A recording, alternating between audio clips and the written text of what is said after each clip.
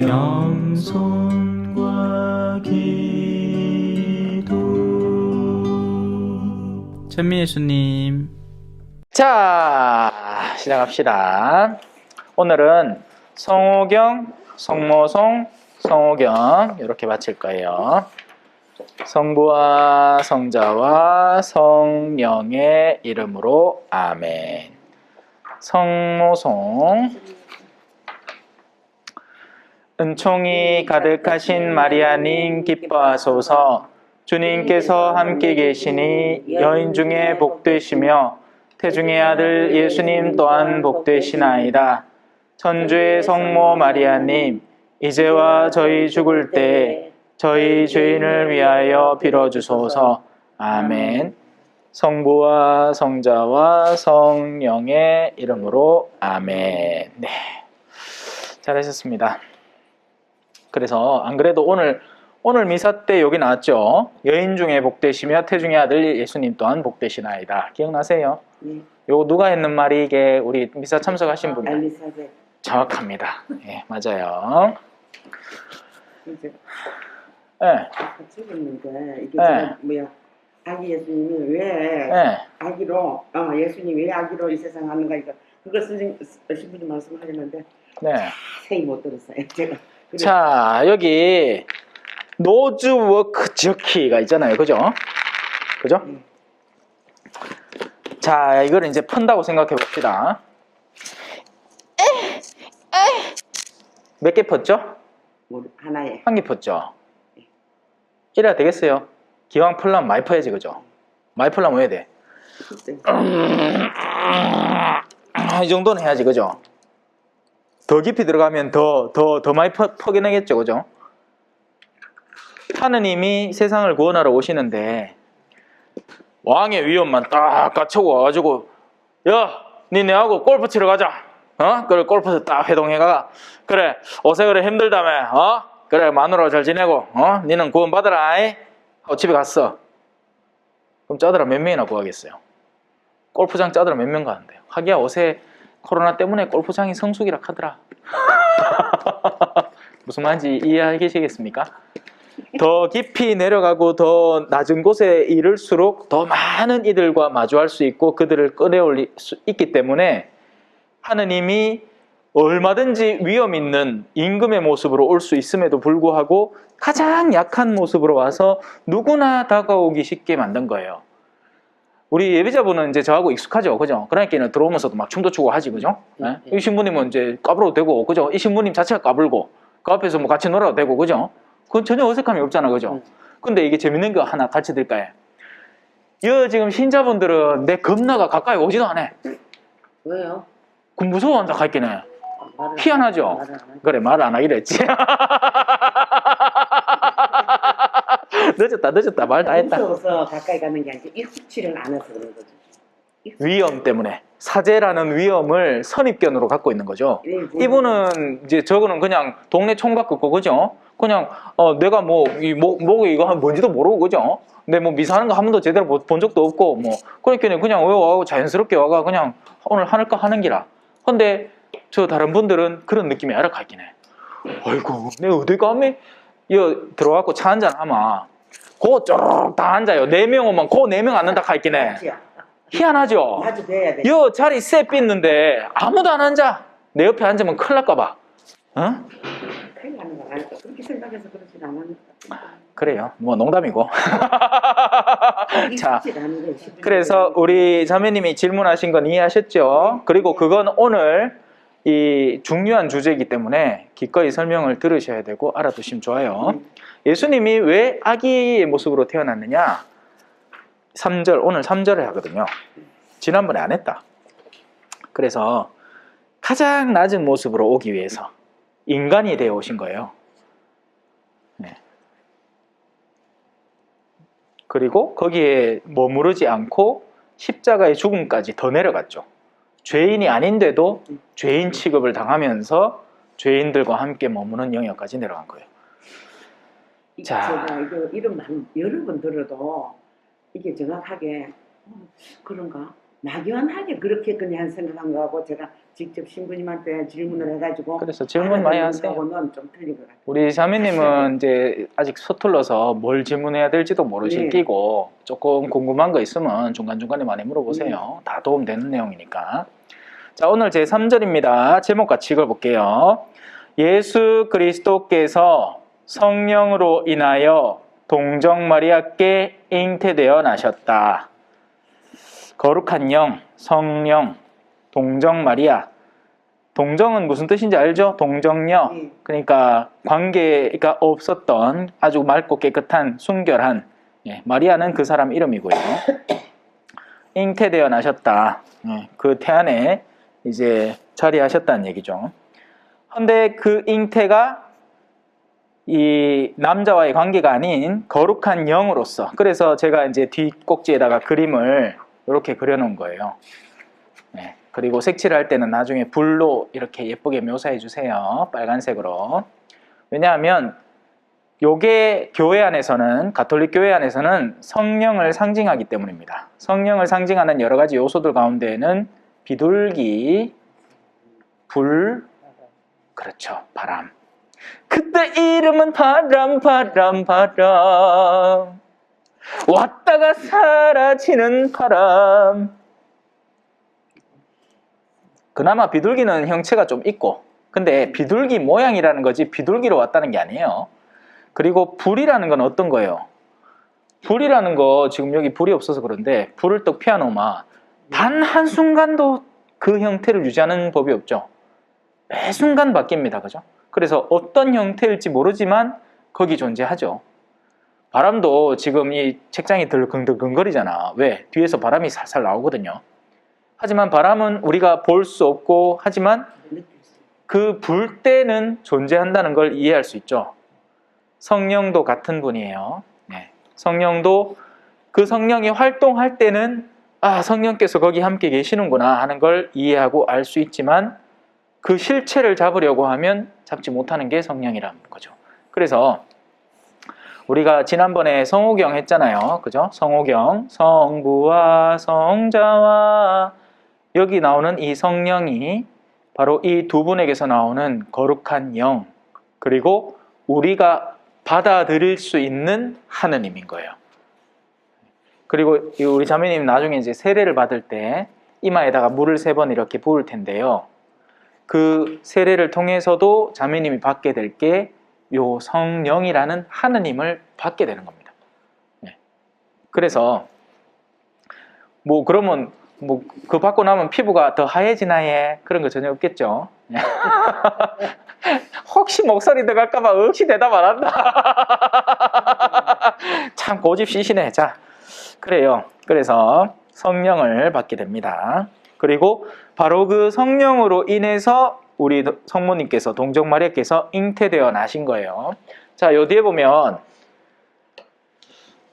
이게 저 대구 남산동에 가면 제가 다니던 신학교가 거기 있고, 거기에는 이제 우리 가톨릭 교회의 가장 중심 센터라고 부를 수 있는 교구청이라는 게 있어요. 교구청. 성주군청 이런 것처럼 교구에는 교구청이 있거든요. 그 교구청도 거기에 있고, 또 그 근처에 계산성당 들어봤죠? 계산성당. 못 들어봤어요. 계산오거리 들어봤어요? 대구 잘 안 가보셨구나. 거기 가면 계산오거리가 있고 계산성당이 있거든요. 나중에 기회되면 한번 가볼 기회가 있을 거예요. 안 가보셨다 하긴 해. 나중에 우리 성지순례 계획했을 때 그거 지나가면서 한번 쓱 보면 되겠다. 자, 여튼 그런 것들이 있는 곳에 이 성모당이라는 성지를 조성해 놨습니다. 성모님을 위한 자리. 우리가 다니는 성당을 성당이라고 하고 본당이라고 하잖아요. 내가 거주하는 곳을 내 본당 이렇게 표현을 해요. 그래서 우리 자매님의 본당은 어디가 되겠어요? 앞으로는 초전성당이 내 본당입니다. 이렇게 얘기할 수 있겠죠.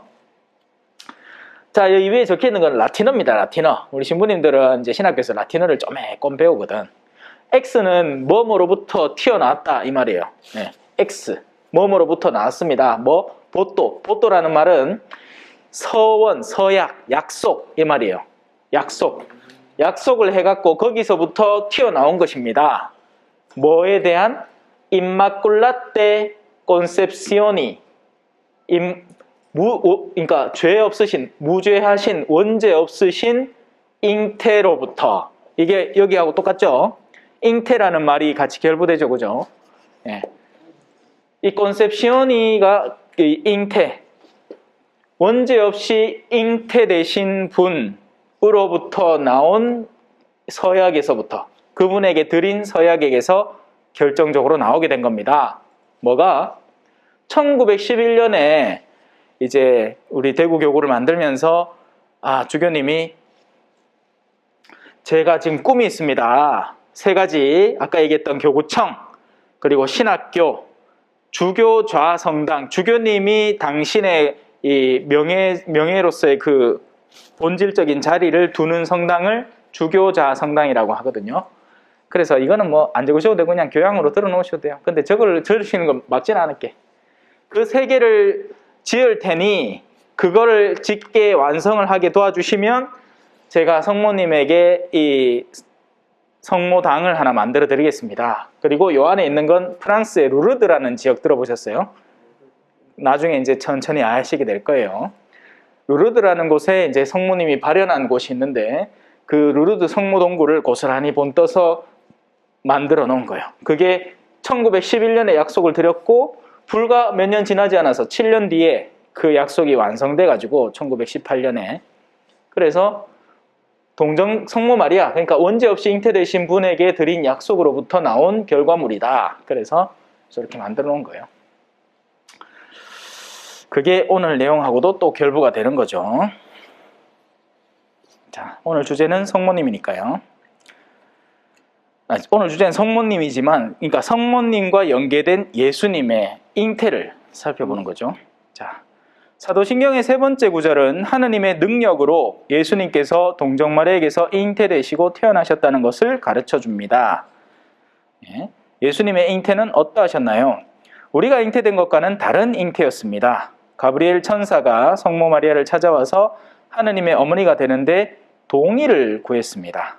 하느님이 그냥 강제로 네 해라 하고 그냥 무슨 물건, 그죠? 제가 이 생강차 통에 동의를 구할 필요는 없잖아요. 그냥 나는 야를 여기다 갖다 놓으면 끝나는 거예요. 그러면 야는 자유의지도 없고 그냥 물건밖에 안 되는 거죠. 강아지도 마찬가지죠. 제가 제 방에 복도리를 갖고 있지만 복도리를 들고는 그냥 주방에다가 집어넣으면 가는 그냥 거기 있는 거예요. 자기 의지나 뭐 이런 거하고 상관없죠. 하지만 사람에게 있어서 어떤 일을 추진하심에 있어 하느님은 동의를 구하십니다. 그리고 지금 이 순간도 마찬가지예요. 우리 자매님은 무언가에 끌려오거나 억지로 당겨온 게 아니라 매주 원하시면 언제든지 멈추고 뭐 이 정도면 충분하겠습니다 하고 그만둔다 하더라도 제가 뭐라 할 말은 없어요. 어디까지나 자매님의 자유의지로 이제 이 가르침을 수용하고 받아들여서 조금씩 변화되어 가고, 이건 성사 직전까지, 세례 성사를 받기 직전까지 유효합니다. 혼인도 마찬가지잖아요. 그죠? 혼인에서도 두 당사자가 혼인 서약을 발할 때까지, 그죠? 자유롭게 연애를 하는 거예요. 그죠? 저는 신부가 됐지만, 신부는 나중에 이제 이 성사, 우리가 받는 성사도 있거든요. 그 성사를 받을 때는 바짝 엎드립니다. 바짝 엎드려갖고는 그 직전까지 언제든지 벌떡 일어나 나가면 돼. 왜 결혼식에 그런 거 있잖아요. 나는 이 결혼을 반대한 사람 지금 손들어 주십시오 하면 그때 누가 한 명이 딱 영화 졸업 그런 거 있잖아요. 그죠? 그래서 막 뛰쳐나가갖고 막 신부 붙들고 막 도망가 뿐다 아이가. 그럴 수 있다니까. 근데 그러면 안 되겠지. 하려면 미리 그래야지. 그죠? 나중에 산통 다 깨고 그러면 안 되겠죠. 자, 그래서 동의를 구하신 거예요. 하느님이 사람의 동의를 구해서, 그리고 그 동의를 하셨기에 일이 이루어진 거죠. 성모님께서는 자유로이 이 요청을 받아들이셨고 성령님의 거룩한 힘으로 예수님을 태중에 잉태하시게 된 겁니다. 자, 성모 마리아께서는 여기 그 다운표를 하나 찍어주세요. 하느님의 어머니이신가요? 그렇습니다. 마리아께서는 하느님의 아드님이신 예수님을 태중에 잉태하시고 태어나게 하셨으니 하느님의 어머니이십니다. 근데 그러면 자, 이게 착각하기 쉬운 게 뭐냐면, 정말 이게 이해가 힘든 거예요. 이게 말 그대로 그냥 받아들이면 되는데. 아니요. 그 설명을 일단 들으시고 난 뒤에 한번 생각해 보세요. 자, 하느님의 어머니다. 우리는 보통 뭐 예를 들어 갖고 내가 야 엄마입니다 하면 내 어마어마한 능력으로 내가 야를 키워냈고 하는 그런 존재다. 그렇기 때문에 야보다 월등히 뛰어난 존재를 우리는 연상하는 겁니다. 그리고 아는 게 아니라 남미 같은 곳에는 성모 신심이 엄청 강한 게 거기는 모계 사회이기 때문에 엄마한테 잘 비야 되는 기야. 그래야 아들한테 그 영향을 줄 수가 있는 거죠. 아닌 게 아니라 막 그럴 거 아니에요. 그죠? 엄마한테 싹 새갖고 뇌물 넣고 하면 엄마가 야야 그 사람 좀 잘 봐줘라 하면 아들이 그냥 하고 해야 돼. 자, 명칭을 가져오는 겁니다. 명칭을.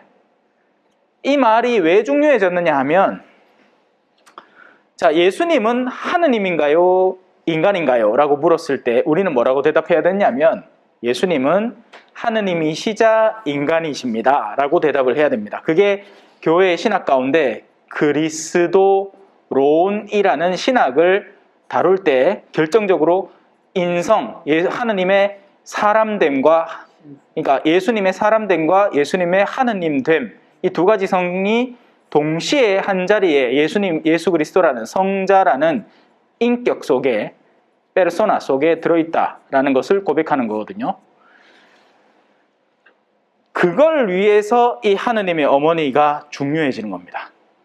성모님은 단순히 한 존재, 예수님에게서 인간만 떼내서 그 어머니만 될 수가 없는 거예요. 명칭상으로. 그 두 존재의 골고루 어머니가 되시는 거죠. 그래서 하느님이시자 인간이신 분의 어머니이기 때문에 인간의 어머니는 당연한 거고, 그죠? 왜냐하면 당신이 배를 불러가 나왔으니까. 그건 뭐 누구나 인정하는 바인데, 하느님의 어머니라는 명칭을 가져올 수 있느냐 해서 이 둘을 분리할 수 없기 때문에 하느님의 어머니를 가져올 수 있다는 거지. 하지만 절대적으로 예수 그리스도가 신입니다. 성모님은 결국 인간이에요. 명칭만 그렇다는 거지. 그래서 이 주제를 왜 이렇게 다루느냐? 그리스도론 때문에 그래요. 그리스도론 때문에. 옛날부터 그 이론 때문에 다뤄온 거예요. 만약에 이게 안 되잖아요. 그럼 어떻게 됐냐? 둘 중에 하나죠. 뭐 예수님은 인간이셨다. 끝. 그러면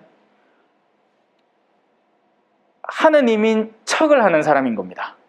하느님은 아니고 그냥 순수 우리와 똑같은 인간인데 그냥 위에다가 뭐 있긴 해. 뭐 좀 좋은 깨달음을 얻은 정도? 그러면 부처나 뭐 마호메트나 뭐 여러 사람하고 뭐 진배 없는 거예요. 아니에요. 우리에게는 결정적으로 예수 그리스도는 신이에요. 하느님이에요. 자, 그럼 두 번째로 예수 그리스도는 인간이 아니었다. 이렇게 되면 어떻게 되느냐? 쇼한 거야. 쇼한 거야. 저 매달려 갖고 야 살살 박아라. 내 아픈 척 좀 할게. 야 왜? 신이니까 뭘 느끼겠어요, 그죠? 신이 왜 인간에 느껴야 되는 걸 느껴야 돼? 아니란 말입니다. 그래서 예수 그리스도는 신이자 그와 동시에 분명한 사람이셨던 거예요. 그러니까 이 영역을 신비라고 표현합니다. 이제 신비를 가르쳐 드릴게요. 자, 신비란 뭐냐? 우리가 세상에 태어나서 죽음에까지, 그리고 그 안에서 암만 범주를 넓혀봐야 이해할 수 있는 범위는 여기까지입니다. 네. 신비는 하느님은 전능하신 분이고 무한하신 분이기 때문에 한계조차도 없지만 우리의 능력이 아직 가닿지 않은 부분에 존재하는 것을 신비라고 표현을 해요. 그래서 하느님의 나라도 신비고 우리 인간조차도 사실은 신비입니다. 그리고 사랑도 신비라고 부르죠. 노래 중에 그런 노래도 있어요. 사랑의 신비여. 남녀 간에 섹스하는 사랑은 우리가 다 알아요. 그리고 어떤 때는 청소년들은 그 이후에 일어나는 것들도 잘 모르겠지만 그 관계가 진전됨에 따라서 서로가 서로를 때로는 경멸하기도 하고 지겨워하기도 하고 하는 그 관계는 청소년들에게는 아직 모르는 영역이죠. 그건 그 다음 단계를 가봐야 둘이 살아봐야 알죠. 그리고 노년에 가서 익숙해지면서 서로 원숙해가는 이 사랑은 여전히 이 중간 단계에 있는 사람도 몰라요.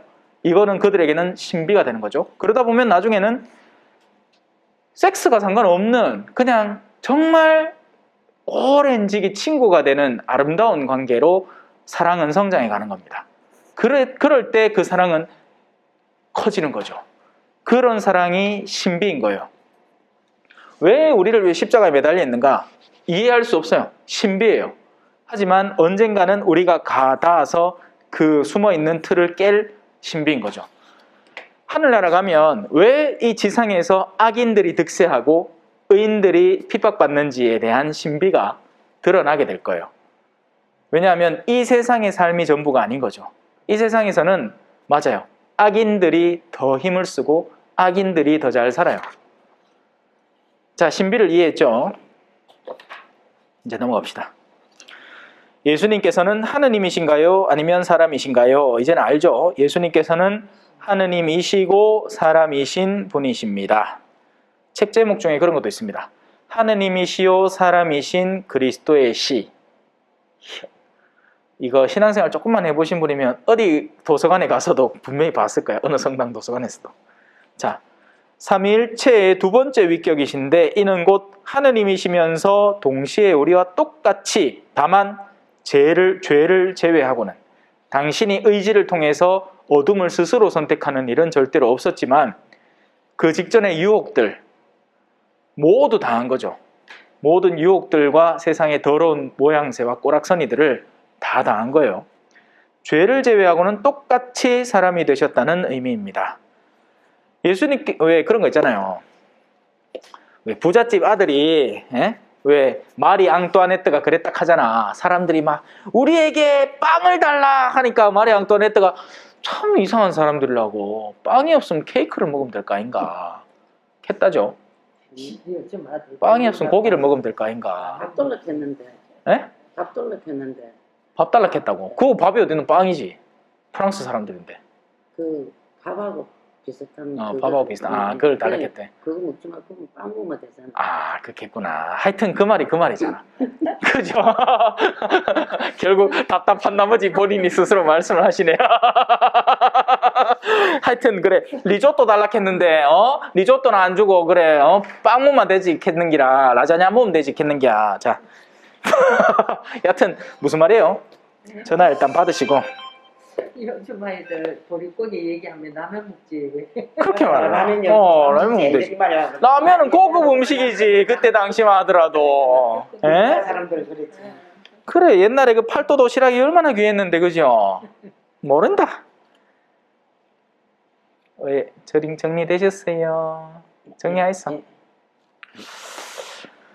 자, 그래서 예수님은 똑같이 사람이 되셔서 우리가 겪는 고충들을 겪으셨으니 정말 우리를 더 잘 이끌어 줄 수 있겠죠. 한 단계 한 단계로. 그죠? 제가 여러분들에게 있어서 그러니까 교리는 예외로 치고 교리도 사실 포함해서 왜 교리를 이렇게 하느냐. 그죠? 왜 강론을 그렇게 하느냐 하면 저도 그 밑에 앉아 있어 봤잖아요. 그러니까 신부님이 얼마나 지엽게 하면 신자들이 하품이 얼마나 나는지 나도 안단 말이야. 그러니까 여러 생쇼를 한다 아닙니까? 자, 예수님께서는 사람이 되셨으나 하지만 여전히 하느님이십니다. 자, 이제 동정녀에 대한 가르침으로 들어가죠. 교회는 동정녀 마리아에 대해서 무엇을 가르쳐 주나요? 자, 교회는 동정녀 마리아에 대해서 4가지 진리를 가르쳐 줍니다. 숫자 적어 넣으세요. 1. 하느님의 어머니이십니다. 천주 모친이라고 적어도 돼요. 하느님의 어머니. 2. 마리아께서는 언제나 동정이십니다. 평생 동정.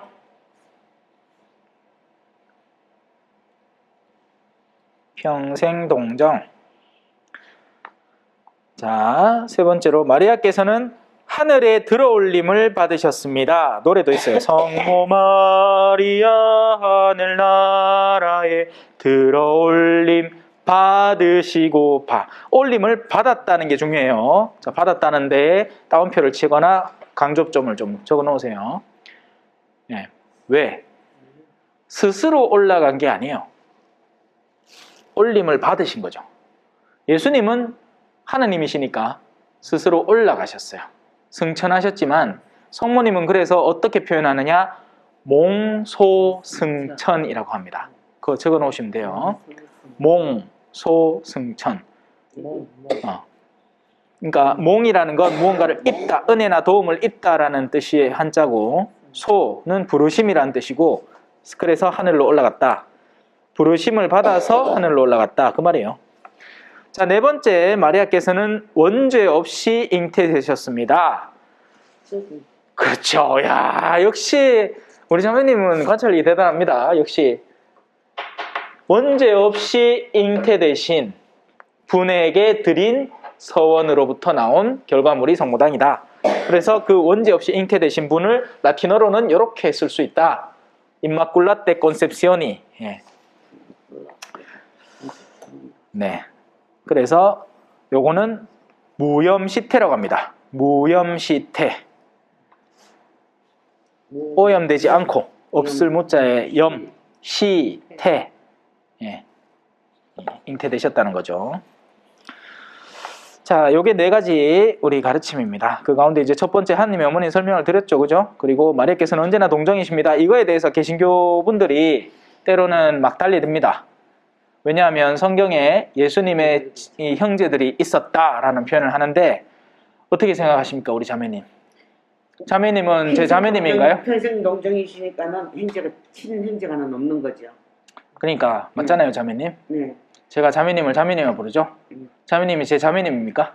아니죠. 아니죠. 그래서 그러는데 저도 항상 이게 성경을 오늘 이거 배우면서 네. 이게 뭐야 예비자 결혼하면서 네. 집에서 계속 책을 보고 찾아도 보고 했는데 네. 그 전에는 형제 자매가 나오는데 왜 근데 그렇죠. 이제 이게 보면서 언제 없이 이제 언제까지나 동정녀였다는 거를 이제 그걸 인식하게 오늘 됐어요. 본당에 형제님들 많이 오셨죠? 그렇죠. 우리 자매님 형제님 많네? 그렇죠. 그러면 안 되죠, 이제. 그러니까 그 개념이 아닌 거죠. 네. 그러니까 당대에는 형제 자매라는 표현이 익숙한 표현이었어요. 친인척들을 부르는 말로. 예. 그리고 말마디도 다르잖아, 사실. 우리는 뭐 질부 있고 뭐 있고 뭐 정말로 있지 뭐야 저는 선택되신 것 같아요. 저는 이걸 인제 이게 뭐야 신앙생활 뭐 몇십 년 했는데 예. 이거를 이해하는데 8년도 더 걸렸어요. 그래요. 근데 그래서 다시 하는 거예요. 근데 너무 걱정 마시소. 오늘 들어가 이자 묻는다 분명히. 왜냐면 제가 창문을 하고 이렇게 했기 때문에 절대 안 잊어먹죠. 그건 자매님이 안 잊어먹지. 자매님이 잊어먹지. 여하튼 오늘 설명한 거 그냥 한번 예. 교양으로 들어놓으시면 돼요. 핵심적인 거는 뭐 아니니까. 자, 그래서 성모님은 언제나 동정이시라는 게 우리 가톨릭의 가르침이고, 그리고 그건 우리가 이 가르침은 여러 종류가 있거든요. 성경이라는 걸 개신교에서는 핵심 텍스트로 삼습니다. 그래서 성경에 있나 없나 이게 가장 핵심이에요. 네. 근데 성경이 쓰여진 바탕에서 나오겠죠. 뭐에서 나오겠어요? 삶에서 나옵니다. 그죠? 그래서 가톨릭은 자매님 요거는 좀 집중해서 보셨으면 좋겠어요. 거룩한 전승이라고 해서 성전이라고 표현합니다. 거룩한 전통, 거룩한 전승. 그리고 이거는 성서라고 예전부터는 써왔고 오늘날은 성경이라고 하죠. 그래서 이 두 가지 출처를 우리는 갖고 있는 거예요. 책은 삶에서 나오는 거예요. 오늘 일기를 쓰잖아요. 그러면 오늘 우리가 했던 이야기가 하나부터 열까지 다 담깁니까? 아니면 그 가운데 기억나는 거, 신부님이 뭐라 했다. 맞다. 예수님의 형제간이 이 성경에서는 표현되지만 그거는 그냥 그때 당시에 통상적으로 쓰이던 표현이고 가톨릭에서는 성모님의 평생동정을 믿는다. 그걸 어느 정도 요약해서 쓸 수 있겠지만 제가 한 설명이 하나부터 열까지 다 담기지 않죠. 왜냐하면 성전은 훨씬 더 풍성하니까요. 가톨릭에는 이 부분이 어마어마하게 많은 겁니다. 어마어마하게 넓은 보화를 갖고 있는 거죠. 그리고 개신교는 이걸 다 털고 아니다. 무조건 성경이다. 그래서 오직 성경, 오직 믿음, 오직 은총 이렇게 나가는 겁니다. 네. 우리는 성전이라는 거룩한 전승을 여전히 간직하고 있고 그 안에 교도권도 있는 거죠. 가르치는 권한. 그래서 우리 교회는 훨씬 더 많은 밑바탕 속에서 이 신앙의 꽃을 피워나가는 거예요. 자, 그리고 넘어갑시다. 마리아께서는 예수님 외에 다른 자녀를 두셨나요? 이제는 아시겠죠? 그렇지 않습니다. 성모님의 자녀는 아들 예수님 뿐입니다. 다른 자녀들은 없었습니다. 그리고 예수님 탄생 전에도, 탄생 때에도, 탄생 이후에도 평생 동정으로 사셨습니다. 자, 그렇다면 지금 동정녀 마리아께서는 어디에 계신가요? 라는 말은 그 시신은 어디 있나요? 라는 것이겠죠. 동정녀 마리아는 이 땅에 머무르시고 난 후에 하느님의 권능으로 하늘로 옮겨지셨습니다. 자, 이거를 위에 네 가지 것 중에 하나를 꼽으라면 뭐겠어요? 성모님에 대한 네 가지 주된 가르침 가운데 지금 방금 읽은 이 내용, 동정녀 마리아께서는 이 땅에 머무르시고 난 후에 하느님의 권능으로 하늘로 옮겨지셨습니다. 이게 뭘까요? 위에서? 하늘에 들어올림을 받으셨어요. 그렇죠. 예비자분한테 먼저 기를 한번 줘보고 싶었어요.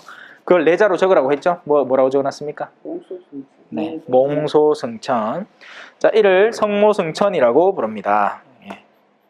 그래서 우리는 대축일 중에 가톨릭은 이 전래주년이라고 해가지고 1년을 이 삥 돌아가면서 짜놨습니다. 뭐냐? 지금 우리가 있는 시기를 대림이라고 해요. 오시는 걸 기다린다는 뜻에서 대림이라고 하죠. 그럼 대림을 마치고 나면서 요거 루돌프 사슴 코는 크리스마스가 시작이 됩니다. 크리스마스는 크라이스트 매스를 줄여서 크리스마스라고 하는 거죠. 그리스도의 미사라는 뜻이에요. 네.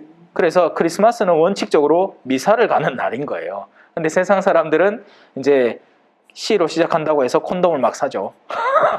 아닌 게 아니라 진짜 크리스마스에 콘돔이 제일 많이 팔린대. 예. 그래 자기들끼리 막 모텔 가 놀고 생쇼를 하는 거지. 술 퍼먹고 미친 듯이. 또라이들이죠. 크리스마스는 예수님의 탄생을 기념하는 탄생기념일인데 오늘날의 크리스마스는 상업적으로 너무나 변질돼서 어마어마한 타락의 길로 나아가고 있습니다. 자, 성탄절이 지나고 나면 성탄 시기가 시작이 됩니다. 성탄을 기념하는 시기인 거죠. 그리고 이 커다란 두 덩어리는 연중식이에요. 그러니까 1년 중에 다가오는 시기들이라고 해서 총 34주간을 골고루 나눠놨습니다. 그리고 연중시기가 오다 보면 중간에 무슨 날짜가 하나 끼는데요. 40일의 기간을 기념하는 사순입니다. 정확하게 40일은 아니에요. 옛날에는 40일을 기념을 했는데 그걸 주간으로 이렇게 잘라서 나누다 보니까 어줍지 않게 이제 뭐 며칠 더 늘었어요. 그리고 사순이 지나고 나면 예수님의 부활, 그러니까 여기는 탄생을, 여기는 돌아가시고 부활하는 날을 기념을 하고 부활 이후에는 성탄 이후에는 성탄식이니까 부활 이후에는 부활 시기가 다가오겠죠. 이게 1년 전례 주년이라는 겁니다. 교회 1년 1주기 전례 주년이에요. 그냥 들어 놓으시고 나중에 보면 신부님이 알록달록한 색깔을 하는데 요거는 왠지 색깔이 꾸리무리하게 음침하게 막 그죠? 보라색은 원래 또라이들 색깔이라고 하잖아요. 그죠? 광기 어린 색깔이라고 합니다. 아닌 게 아니라 뭐하고 섞은 보라색 나와요? 빨강, 파랑. 정확합니다. 빨강, 파랑 섞은 보라색 나와요. 그러니까 그 맑았던 원색 두 개를 합쳐서 뒤섞어 놓으면 이 색깔이 나오는 거예요. 참외의 색깔이고 우리의 회개의 색깔이고 우리가 뉘우치고 하는데 필요한 색깔인 거죠. 그래서 보면 어둡잖아요. 그죠? 지금 요거 딱 보이실 거예요. 성당에 혹시 와갖고 신부님 옷을 딱 보면 초도 요 색깔, 신부님 옷도 요 색깔. 이 참회 시기를 요 대림하고 사순 시기에 음침하게 보내는 거지. 그리고 나면 빛이 쫙 들어와야 될 거 아닙니까? 그죠? 이제는 막 기뻐야 될 거잖아요. 그럼 기쁨은 무슨 색깔이 어울리겠어요? 그러면 어두웠으니까 반대되는 색깔은 기쁨. 뭔가 막 밝아, 막 엄청 밝아. 이 더 이상 하얀색. 그렇죠, 정확합니다. 예. 더 이상 밝을 수 없는 색깔 하얀색밖에 없는 거예요. 그래서 성탄 시기와 부활 시기는 흰색을 신부님이 딱 입고 나오는 거예요. 연중 시기는 푸른 산은 항상 들판을 보거나 어디를 보거나 소나무를 보면 영원히 푸르름을 드러내죠. 그래서 여기는 초록색을 쓰는 겁니다. 네. 그래서 신부님 제2 색깔도 보라색, 흰색, 초록색, 그리고 가끔 가다가 쓰는 붉은색은 뭐겠어요? 붉은색 하면 오늘도 강세희가 내 물어갖고 피났는데 피 색깔이잖아요. 누군가가 처절하게 죽었을 때 그러니까 순교, 그러니까 신앙을 지키겠습니다 했는데 목을 댕강 잘라 뽑는 기라 그런 날들의 특별한 시기에 붉은색을 쓰고 성령을 기념하는 날, 부활이 끝나갈 무렵에 성령이 기념될 때 성령은 불이니까 붉은색을 쓰는 겁니다. 이런 색깔의 상징들이 교회에는 풍성히 존재하는 거죠. 그리고 사제의 기본 복장의 색깔은 무슨 색? 검은색. 왜요? 검은색은 죽음을 의미하거든요. 전 죽은 거예요. 아이마 내가 나도 젊은 남자인데 아가씨 하고 이래 하가 가정도 꾸리고 할 낀데 그래 뭐하잖아. 그래 나 죽은 기라. 근데 옛날에는 예. 하얀 하얀색도 있고 예. 하얀색은 이제 그런 기쁨들을 상징하는 거죠. 부활을 기념하는 색깔로. 옛날에는 검은색을 거의 다 썼는데 요즘 들어 추세는 이제 흰색도 좀 쓰고 요즘은 흰지를 잘안 입으시고 끌리 셔츠를 여름에 입죠. 더우니까. 검은 거 여름에 입으면 덥잖아. 옛날에 수단을 하얀 거를 네. 입으시고 이랬는데 요즘은 수단을 흰 거 입으시는 거예요. 저도 이거 금방 와갖고는 입었는데 와. 저 그때 하지 않나요? 나도 경미. 그리고 요거는 로만 칼라라고 하는 겁니다. 요거는 요플레 숟가락. 요플레 이제 떠먹을 때 없을 때 이제 급할 때 먹을 수 있는 건 아니고 그건 제가 농담처럼 하는 소리고 이제 로마 가톨릭 소속 사제라는 것을 상징적으로 드러내는 거예요. 그래서 흰색은 정결을 의미하고 독신생활을 의미하는 거죠. 그래서 이걸 차고 다니는 겁니다. 이거는 근데 약식이에요, 약식. 원래는 둥그렇게 이렇게 차는 게 있어요. 그러면 그 차고 나면 진짜 목에 무슨 족쇄 차고 있는 그런 느낌이에요. 그나마 이건 좀 낫지. 근데 그거를 일반 신부가 아니더라도 그걸 그게 하니까 재밌는 부분이죠. 그게 그래서 개신교 목사님들은 원칙적으로 평신도입니다. 근데 자기들이 뭔가 구분을 짓고 싶고 차이를 드러내고 싶으니까 막 따라하는 거예요. 그리고 길 가다가 목에 이렇게 하고 계시는 거 같고 어이구 시모님 어느 교고 십니까? 하면 시모님 아니라 목사님이라. 그럼 자기도 막 멋져가지고 하는 거죠. 근데 더 웃겼던 건 실제로 일어났던 일인데요. 목사님들이 이걸 자기 특허 내려고 시도를 했던 거예요. 그러니까 특허청에서는 뭐 이거 뭐 하다가 나중에 보였겠네. 이건 말도 안 되는 거거든. 그래서 취소를 했지. 1999년도에 실제 있었던 일. 참 한국 목사님들 재밌죠. 예. 아이라고 실컷 던져놔놓고는 이제 자기들이 더해. 프로테스탄트라는 말, 개신교라는 말의 의미가 우리는 가톨릭을 벗어나겠소, 가톨릭에서 하던 거 실소하고 해서 나왔는데 지금은 더 대형화되어 있고 그때 그들이 나온 이유가 가톨릭이 돈 많이 벌려고 한다, 신자들을 주머니에서 쌈짓돈 꺼내야 한다 이래갖고 나왔는데 지금은 그네들이 사실은 더 어찌 보면 그렇죠. 물론 뭐 모두를 다 싸잡아 이야기할 건 아니지만 자 그래놓고는 이제는 역으로 가톨릭 욕을 막 하지. 뭐 이런 거. 너희는 와 성모님 섬기노. 우린 성모님 섬기는 게 아니고 예수님을 섬기죠. 우상이라고. 예, 막 우상 숭배하다. 와 이런 거 만들어 놓고 뭐 우리는 이거 고장 나면 언제든지 부사가 버리면 돼요.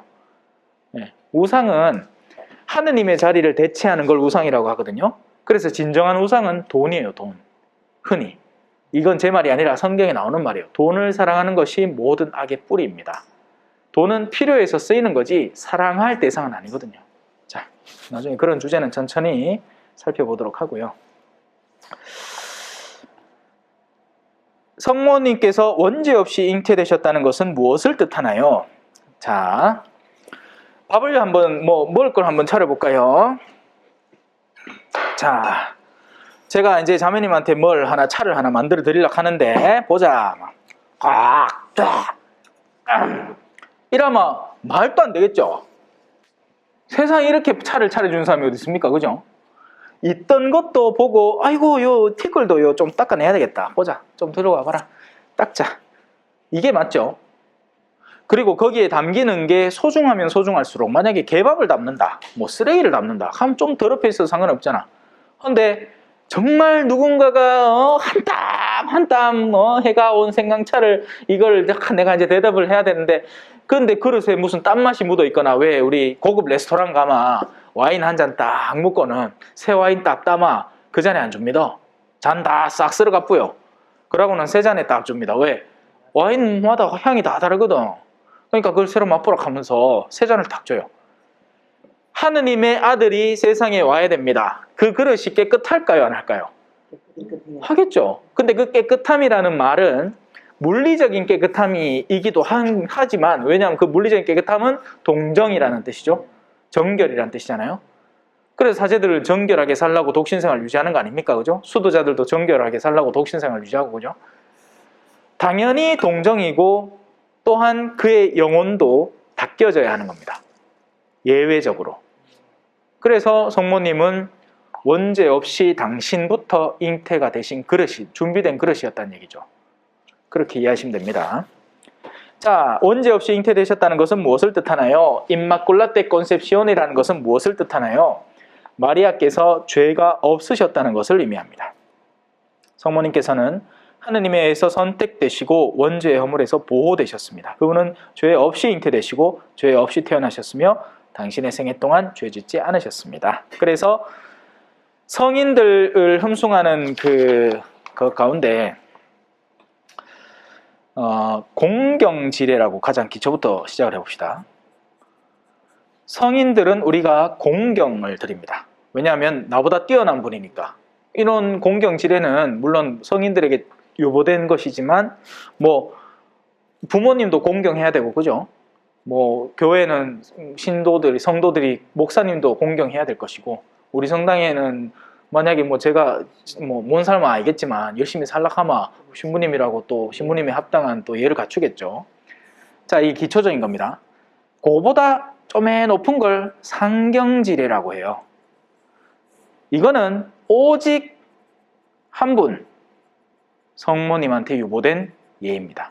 그래서 가톨릭 교회는 성모님을 억시 사랑하는 거예요.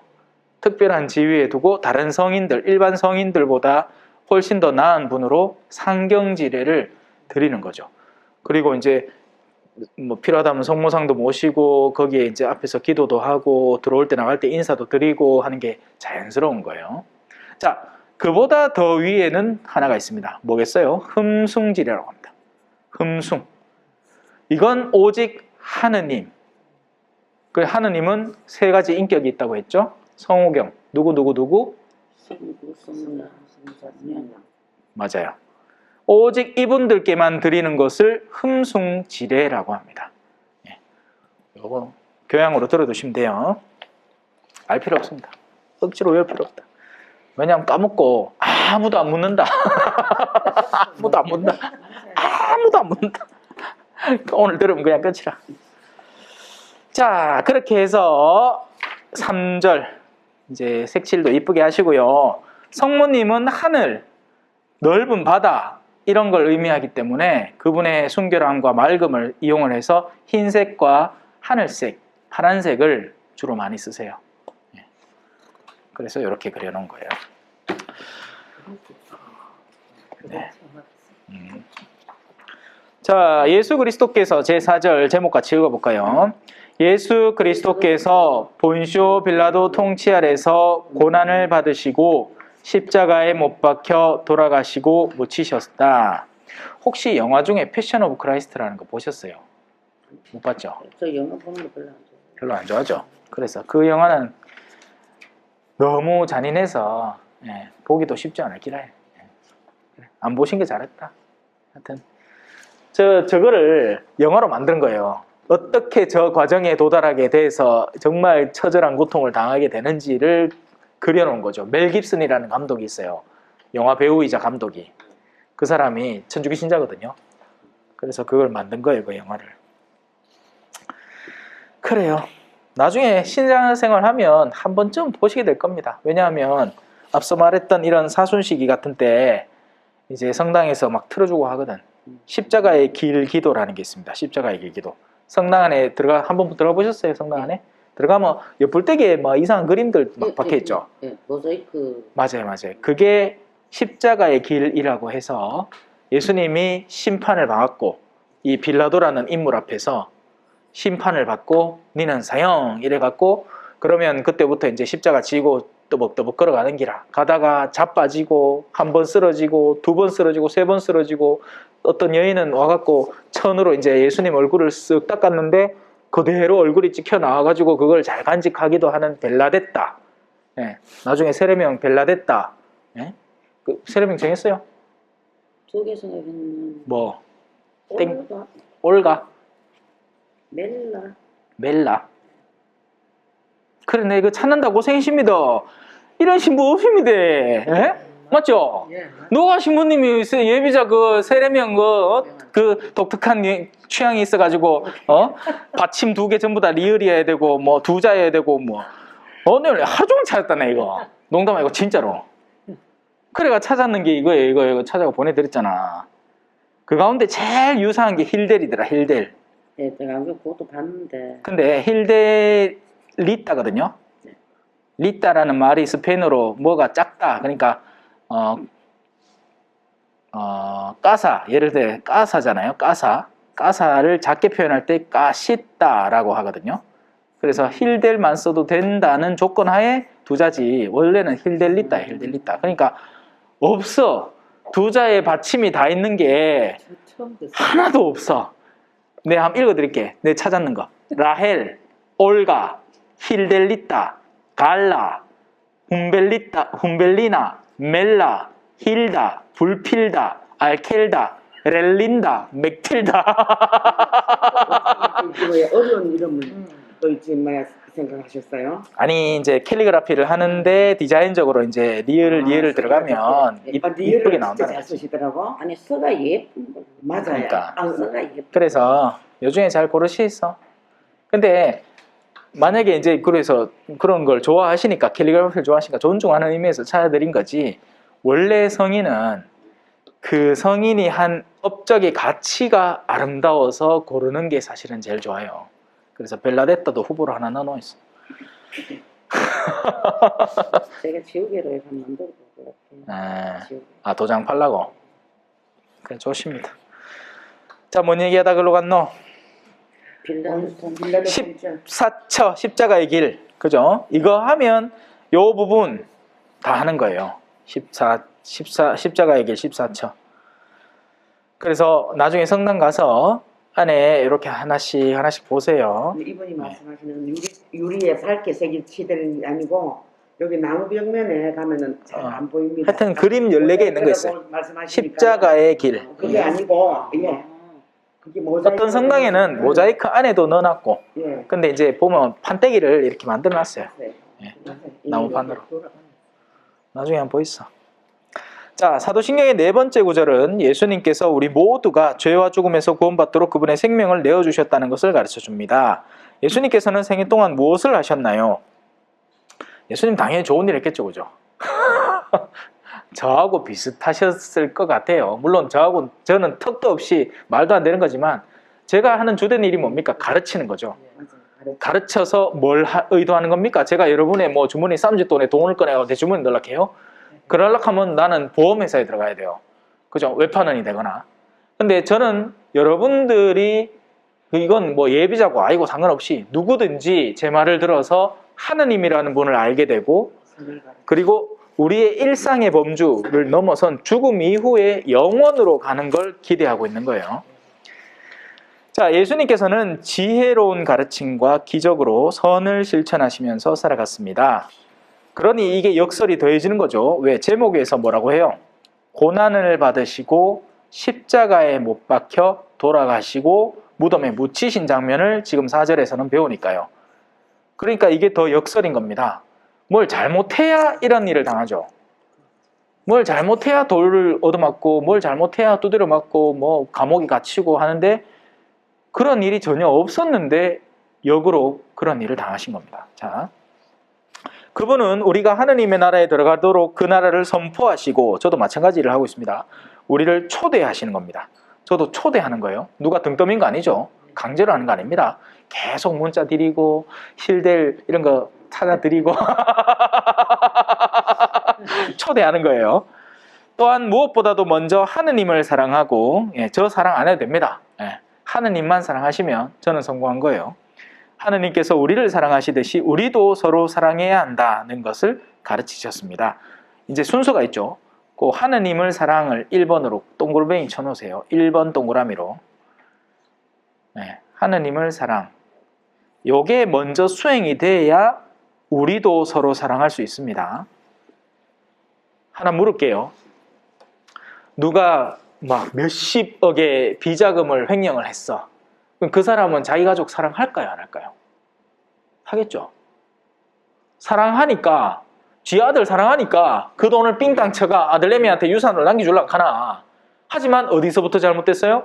하느님의 사랑이라는 것이 애시당초 존재하지 않고, 그러니까 천지신명이라고 표현할 수 있겠죠. 우리 옛 정서로라면 그분에 대한 두려움조차 없는 거예요.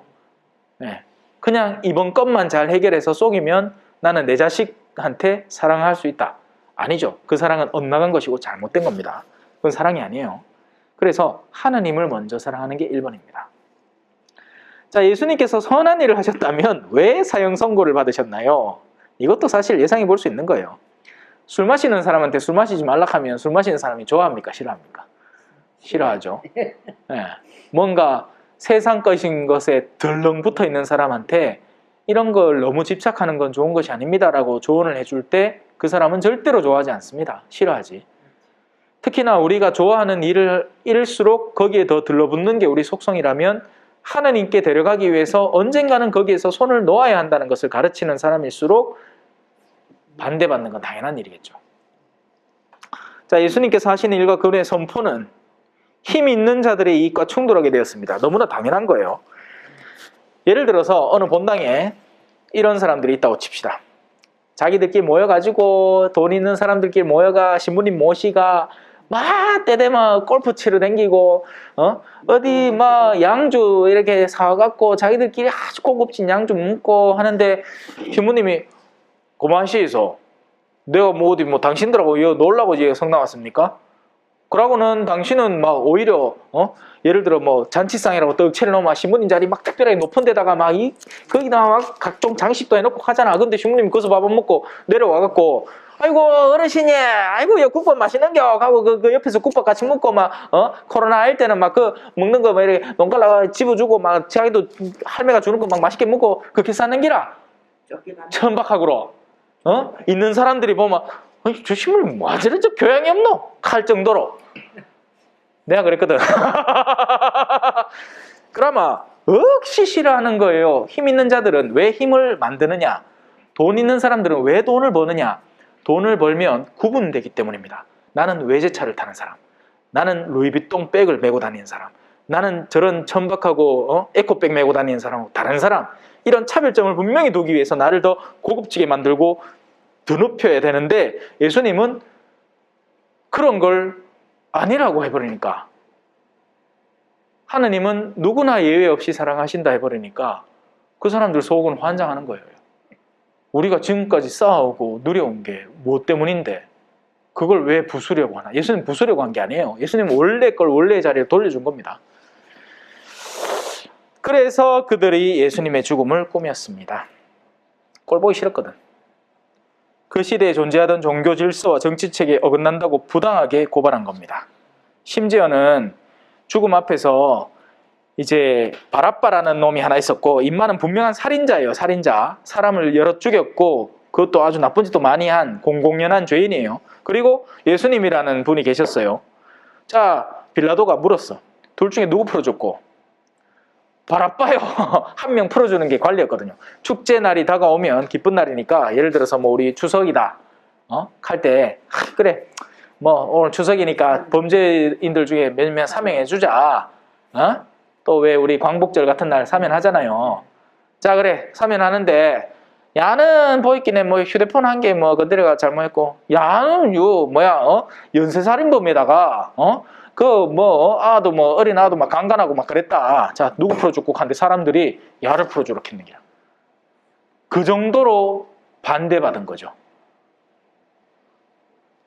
그리고 있는 사람들이 사람들한테 샤바샤바한 거예요. 저 사람 풀어주라 해라.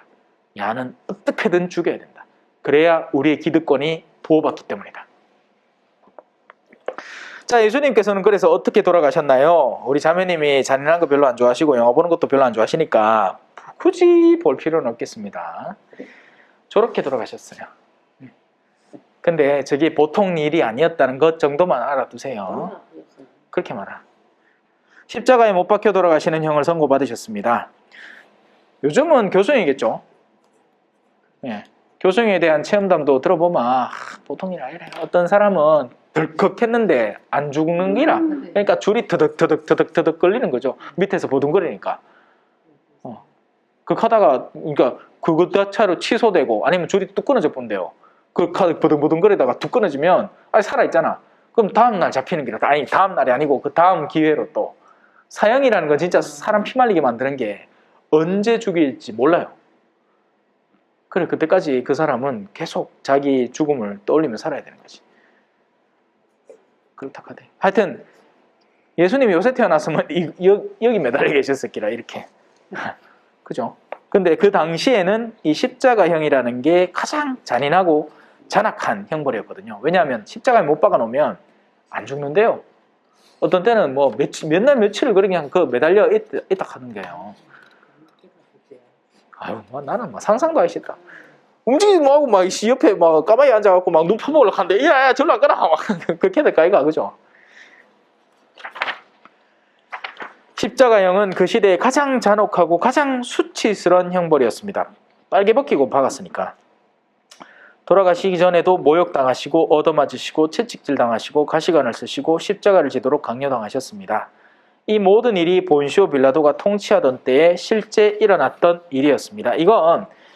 이건 부정할 수 없는 거예요. 왜냐하면 실제 역사가들이 남긴 기록 안에 예수 그리스도에 대한 기록이 남아있기 때문에 그렇죠. 자, 예수님께서는 어디에 묻히셨나요? 예수님께서는 돌아가시고 난 후에 십자가에서 내려져 수위에 감싸여 아리마테아 출신 요셉이라는 의로운 사람이 기증한 새 무덤에 묻히셨습니다. 커다란 돌로 입구를 막았고 병사들이 지키는 무덤에서 사흘을 보내셨습니다. 요즘 젊은 아들은 사흘인 줄 안다 하대. 그래. 심각하다 하대요. 국어 교육 수준이 맨날 유튜브만 보고 막 하니까 문학적으로 완전히 떨어져가지고 사흘이라 하니까 숫자 4로 해가지고 사흘인 줄 아는 게 아니죠. 3일이죠. 3일. 사흘, 나흘이잖아. 그죠? 하루, 이틀, 사흘, 나흘. 닷새, 엿새. 자, 예수님께서는 누구 때문에 돌아가셨을까요? 자, 이 부분에서 또 헷갈릴 거예요. 우리 때문이라고 하는데 시대적으로 너무 동떨어져 있잖아요. 그죠? 네?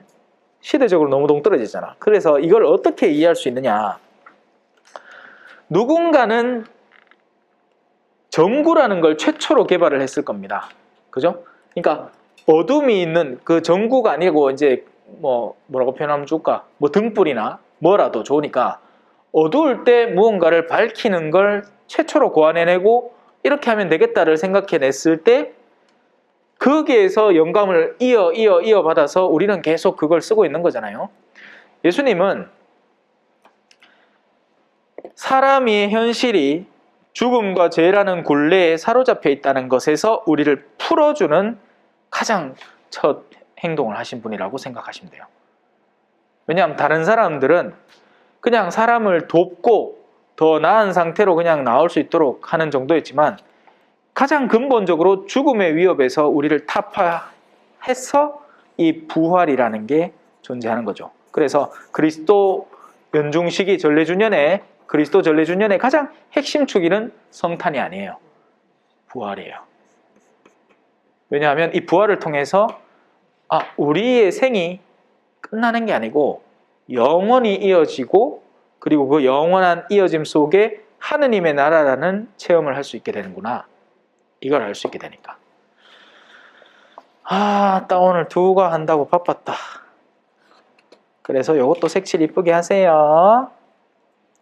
요거를 그리면서는 그거 옛날에 빵과 술의 마르첼리노라는 그런 만화도 있었고 했는데 어떤 꼬맹이가 이제 예수님 앞에 와서 정말 열심히 기도하는데 한 날부터 그 십자가에 있는 분이 내려와가지고 그 꼬맹이가 준비한 실제 빵을 같이 먹으면서 하는 그런 동화 같은 이야기가 하나 있어요. 그거는 자세한 건 나와요. 자, 궁금하신 거 있으시면 질문 받겠습니다. 네.